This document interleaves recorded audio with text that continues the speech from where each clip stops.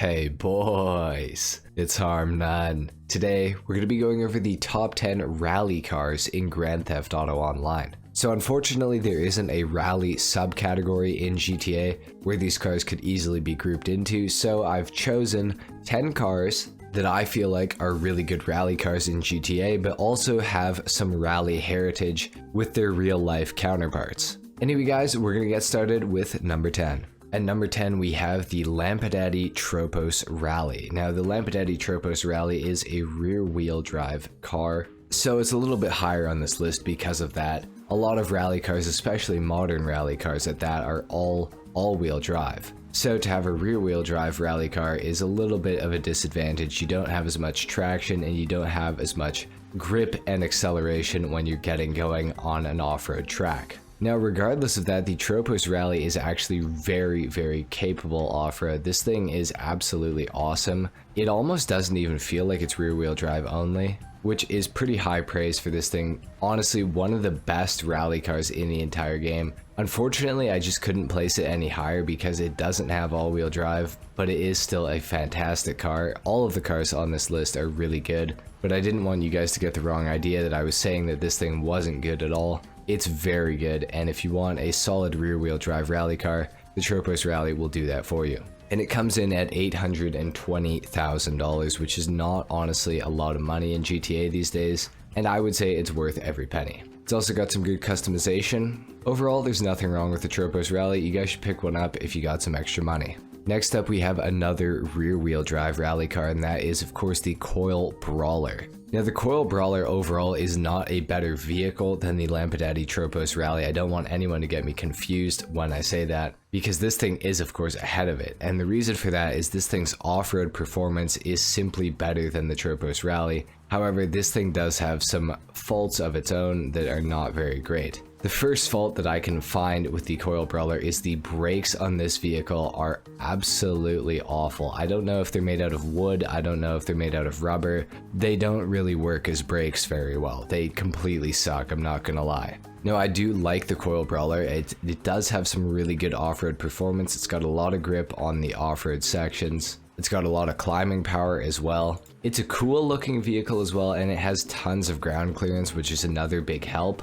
But as a car, I would say the Tropos Rally is a better vehicle. Now, the Coil Brawler does go for $715,000, so it is a little bit cheaper than the Tropos Rally. For the price, if you're exclusively going to be off-roading, then maybe the Coil Brawler is better for you, but I would say the Tropos Rally is better in most situations, despite it being ranked higher than this thing. Regardless of that, let's move on to number 8. Next up, we have the Karin Kuruma. Now, the Karin Kuruma is the cheapest car on this list by a long shot, coming in at $95,000 if you have the trade price unlocked, or $126,000 if you do not have the trade price unlocked. Now, the Karin Kuruma is also the first four-wheel drive car or all-wheel drive car that we have on this list so far as well. So the overall performance of this thing is going to be a little bit better off-road than the other two vehicles we've gone over so far. It definitely has a lot more grip on the off-road sections, and it also has a much quicker get up and go because of the four-wheel drive. Now, as a car, I do feel like the Tropos Rally is still a better vehicle than the Kuruma. It is faster technically, but as far as rallying goes and off-road performance, I do feel like the Karin Kuruma is just a little tiny bit better. The Karin Kuruma also has a lot more customization that you can do to it, which is another bonus feature. And I do just feel that the Karin Kuruma is better bang for your buck than the Tropos Rally or the Coil Brawler. That's pretty much it for number 8. Let's move on to number 7. Alright guys, next up we have the Vapid GT. Now, this is one of the more expensive cars on this list, coming in at $1.7 million. And for that price, it's honestly not that great of a rally car. If it was cheaper, this thing would definitely get ranked quite a bit higher. The vehicle does have a pretty short wheelbase, which is pretty good for rallying. You can get a really quick turn with the handbrake with this thing. But the Vapid GT does suffer from something called engine resistance. I'm sure you guys have probably heard of it. If you haven't, there are videos out there explaining it. But to sum it up really quickly, it basically means that the engines in the cars that are affected with engine resistance do not put out the full amount of power that they were supposed to when they came out. which really sucks. That means that the Vapid Flash GT has pretty weak acceleration and also a pretty weak top speed. Now the top speed doesn't really matter because it is a rally car, and usually top speed is not very effective in a rally race. However, acceleration is definitely quite important when you're rallying. Fortunately, the Vapid Flash GT maintains pretty decent acceleration despite having engine resistance, but it's definitely not the greatest. Luckily though, the Vapid Flash GT does have very good handling, so that can sort of make up for the lack of acceleration and top speed. The Flash GT also has some pretty good customization that you could do to it, which is always a nice feature to have. But overall, if you're trying to win some off-road style races, you're probably not going to want a Vapid Flash GT, especially for $1.7 million. Anyway guys, that's pretty much it for number 7. Let's move on to number 6. Alright guys, next up we have the Weenie Issy Sport. Now the Weenie Issy Sport is one of the fastest sports cars in the entire game, and I would consider it to be somewhat of a rally vehicle. Now it doesn't have the best ground clearance, that's for sure, but it does definitely have very good acceleration and very good handling. If you equip this thing with off-road tires, it just bites into the dirt like it's absolutely nothing. It's like driving on pavement pretty much. Now the Weenie Issy Sport is a fantastic car to have in GTA regardless of if you like rallying or not, because it is a top 10 fastest sports car around a track, which is a pretty nice thing to have. And it comes in at $900,000, which is a very fair price considering just how damn good the performance of this vehicle is. You cannot go wrong with a Weenie Issy Sport in Grand Theft Auto Online, guys. I would highly recommend this car. Ever since I've got one, I have been driving it quite often. And I know several people in the comment section have always told me that the Weenie Issy Sport is like their go-to car, and a lot of people really love it for off-road races because this thing does just soak up the bumps, even though the ground clearance is not that great on the vehicle. I don't know what it is about this car, but it definitely is a pretty special one, and it's definitely one that I would recommend to pick up. Let's move on to number 5. Next up at number 5, we have the Calico GTR. Now this car is a little bit overrated in some aspects in my opinion. It does have really good acceleration. The handling is probably its weakest point though, I would say. It does tend to understeer quite a bit, but it is definitely manageable. Especially if you spend some time in the vehicle learning how to drive it, you can definitely get the hang of it.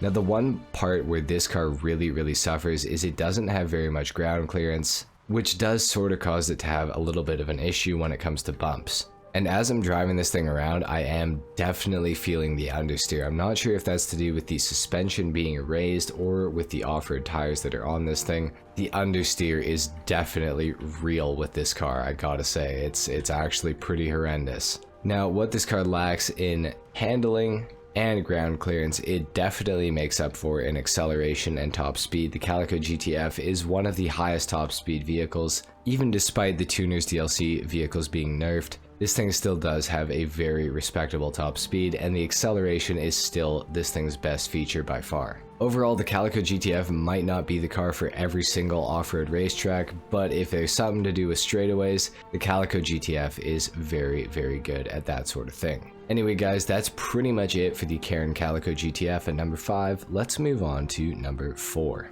Next up at number 4, we of course have the Obey Omni, which is a very iconic rally car in Grand Theft Auto Online. Now this is not going to win you any on-road races, but in rally races you will have a pretty good time with the Obey Omni. This thing is absolutely fantastic, and it comes in at only $700,000, which is a pretty cheap price considering just how good this thing's performance is overall. Now the Omni has an extremely short wheelbase, so cranking the handbrake is going to allow you to turn this thing super fast, and it also has great acceleration. You'll be able to take off out of a corner really quickly with this thing as well.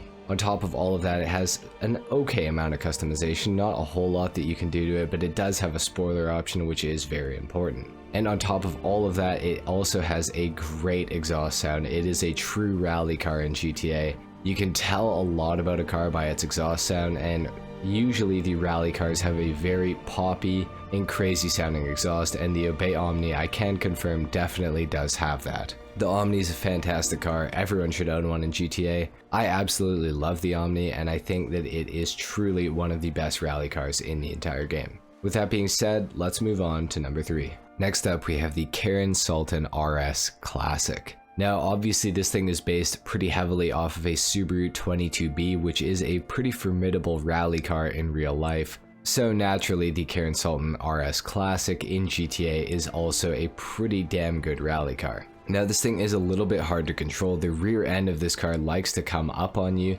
sometimes, but it is pretty manageable once you get the hang of it. This is one of the fastest Tuners DLC cars that was added with the Tuners DLC as well around a circuit, and is definitely feeling the same way on an off-road circuit as well. Now this thing does have pretty low ground clearance, which isn't very great for rallying, but it is just so fast that it almost doesn't even matter. You can pretty much just skip over all of the bumps because this thing is just so quick. Now on top of that, it's also got a really short wheelbase, so if you need to flick the handbrake and get this thing spinning to go up a switchback or something like that, you can do that very, very easily with this. Now the Tuners DLC vehicles are a little bit on the expensive side, and this thing does come at a cost. $1.3 million for the trade price and $1.7 million if you do not have the trade price unlocked. So it is a little bit expensive, but it is pretty much worth the price, I have to say. However, there are two cars ahead of this thing that are just a little tiny bit better, and they are a little bit cheaper as well. So let's move on to number 2.